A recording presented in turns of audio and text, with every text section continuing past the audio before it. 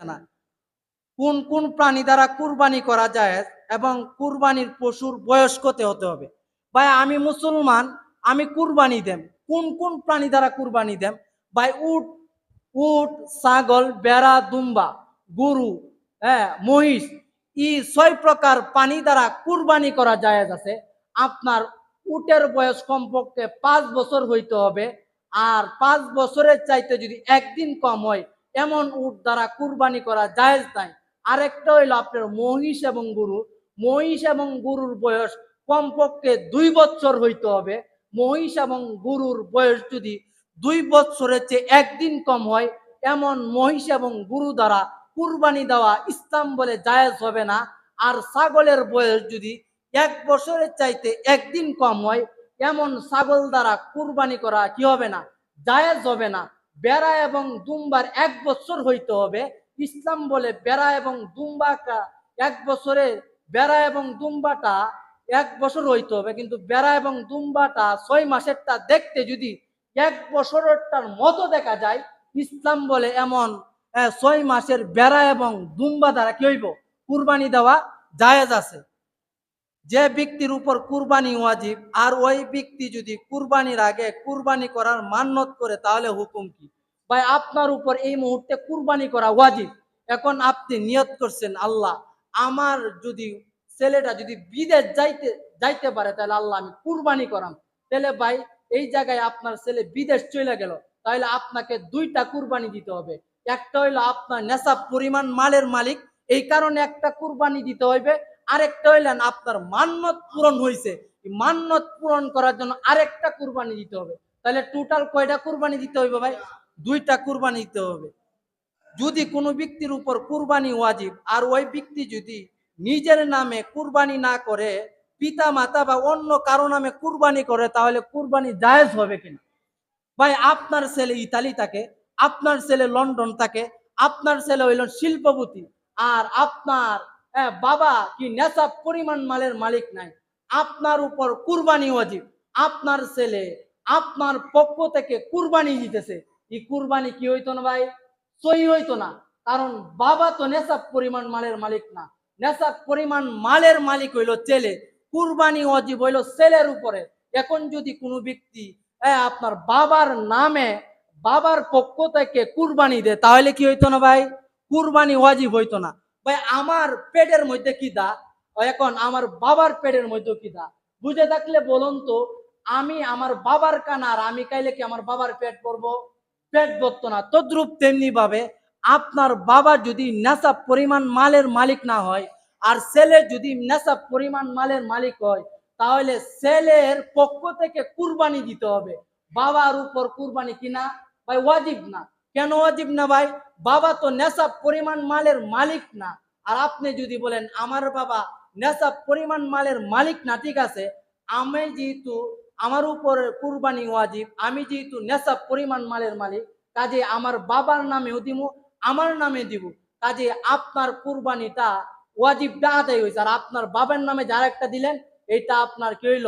নফল কুরবানি হইল। কুরবানি কুরবানি পশু ক্রয় করার পর যদি হারিয়ে যায় অথবা চুরি হয়ে যায় তাহলে তার হুকুম। ভাই আপনি একটা 1 লক্ষ টাকা দিয়ে একটা কি করলেন ভাই? গরু কিনলেন। গরুর পর কিনার পরে আপনার চুরি করে নিয়ে গেল অথবা আপনার গরুটা হারায় গেল, তাহলে ইসলাম কি বিষয়ে সমাধান দেয়? ইসলাম বলে আপনি যদি সমর্থবান হয়ে থাকেন, আপনার কাছে যদি টাকা পয়সা থাকে তাহলে উচিত হইল কি করা? আরেকটা গরু ক্রয় করে কি করা? কুরবানি দেওয়া। আর যদি আপনি সমর্থবান না হয়ে থাকে তাহলে আপনার কুরবানি কি করতে হবে না, দিতে হবে না। কোনো ব্যক্তি নেশাব পরিমাণ মালের মালিক, ওই ব্যক্তি যদি ঈদের একদিন আগে গরিব হইয়া যায় তাহলে তার হুকুম কি?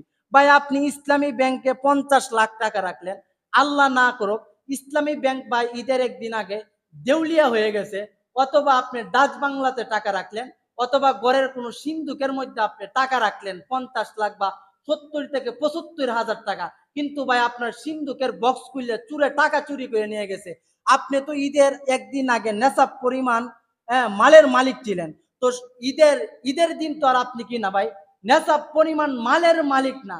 যেহেতু ভাই আপনার ঈদের একদিন আগে 50 লাখ টাকা ছিল বা 80,000 টাকা ছিল, ঈদের একদিন আগে আপনার টাকা দেউলিয়া হয়ে গেছে বা চুরি হয়ে গেছে, ইসলাম বলে ওই ব্যক্তির উপর কুরবানি কিনা ভাই ওয়াজিব না। কোনো ব্যক্তি অনেক সম্পদ রয়েছে কিন্তু সে সম্পদ নিজের কাছে নাই, তাহলে ওই ব্যক্তির উপর কুরবানি ওয়াজিব কিনা? ভাই আপনি সলিমুদ্দিনের কাছে 5 লাখ টাকা পান, সলিমুদ্দিন সাহেবরে বলতেছেন ভাই সামনে তো কুরবানি আসছে, কাজে আপনি আমারে কিছু টাকা দিলে ভালো হয়, আপনার কাছে তো আমি 5 লক্ষ টাকা পাই, আমি কুরবানিটা দিতে পারবো। ইসলাম বলতেছে ওই ব্যক্তির কাছে যদি আপনার কুরবানি দেওয়ার মতো টাকা না থাকে, আর সলিমুদ্দিন যদি তাকে টাকা না দেয়, তাহলে ওই ব্যক্তির উপর কি হইতো না, কুরবানি ওয়াজিব হইতো না। আর একজনের কাছে পাওয়া হইলো আপনার 5 লাখ টাকা, কিন্তু আপনার যদি তার কাছে যদি কুরবানি দেওয়ার মতো টাকা থাকে, তাহলে ওই ব্যক্তির জন্য কুরবানি দেওয়া কি ভাই ওয়াজিব। কুরবানি আর গোশত বিক্রয় করা জায়েজ আছে কিনা? আমরা অনেকে আছে সমাজের মানুষ যে কুরবানির গোশত বিক্রয় করে। আসলে ভাই কুরবানির গোশতটা আল্লাহ আপনাকে দিছে ভাই, আপনি আমার একটা কি দিলেন, মোবাইল কিনে দিলেন, এই মোবাইলটা যদি আমি আরেকজনের কাছে বিক্রি করে দেই, আপনি শুনতে যদি জানতে পারেন যে আপনার মোবাইলটা আমারে হাদিয়া দিছেন, আমি অন্য জনের কাছে বিক্রয় করে দিছি, তাহলে আপনি একটু কষ্ট পাবেন যে হুজুর আমি মোবাইলটা দিছি ব্যবহার করার জন্য, আর এই হুজুর এই মোবাইলটা অন্য জায়গা থেকে করছে, বিক্রি করে দিছে।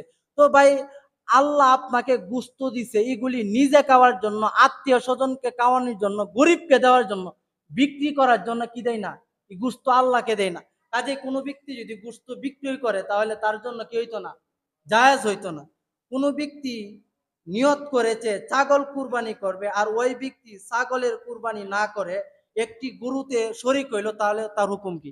ভাই আপনি নিয়ত করছিলেন যে হুজুর আমি একটা ছাগল কুরবানি দেন, কারণবশত আপনি ছাগলের মধ্যে যদি কুরবানি না দিয়া একটা গরুর মধ্যে শরিক হন, তাহলে আপনার কুরবানি কি হবে ভাই, সহি হবে। একটা গরুর মধ্যে সর্বোচ্চ 7 জন শরিক হইতে পারে, আর আপনার ছাগল এগুলির মধ্যে সর্বোচ্চ কি হইতে পারে, একজন শরিক হইতে পারে। শুধু হাড্ডি দেখা যায়, শুকনো দুর্বল এমন গরু দ্বারা কুরবানি করা যায় আছে কিনা? শুধু গরুর খালি হাড্ডিটা দেখা যায় একেবারে দুর্বল, হ্যাঁ, এমন গরু দ্বারা ইসলামের দৃষ্টিতে কি নাই ভাই, কুরবানি করা জায়েজ নাই। যদি কোনো ব্যক্তি কুরবানি দেওয়ার পরে জানতে পারে যে আজ জিলহজ মাসের 9 তারিখ, তাহলে তার হুকুম কি? একজন ব্যক্তি ভাই ধনাঢ্য মানুষ তো, ডুপ্লেক্স বাড়ির ভিতরে থাকে, উনি ঘুম থেকে জাগ্রত হয়ে মনে করছে যে আজকে হইলো ঈদের দিন, ওই লোকটা ঈদের একদিন আগে কুরবানি দিয়ে দিল, তাহলে তার হুকুম কি? ইসলামের দৃষ্টিতে তার কুরবানি কি হয় না, সহি হয় না। কুরবানি দিতে হবে ঈদের নমাজের পরে। সর্বদাই ময়লা আবর্জনা খায় এমন পশু দ্বারা কুরবানি করা যায় কিনা? ভাই কিছু গরু আছে যে সর্বদাই খালি ময়লা আবর্জনা খায়, আর কিছু খায় না, এমন গরু দ্বারা কুরবানি করা কি নাই ভাই, জায়েজ নাই। মুসাফির ব্যক্তির উপর কুরবানি ওয়াজিব কিনা? কোনো ব্যক্তি যদি 48 মাইল এই পরিমাণ রাস্তা সফর করে, তাহলে ওই ব্যক্তির জন্য কি নাই, কুরবানি দিতে হবে না।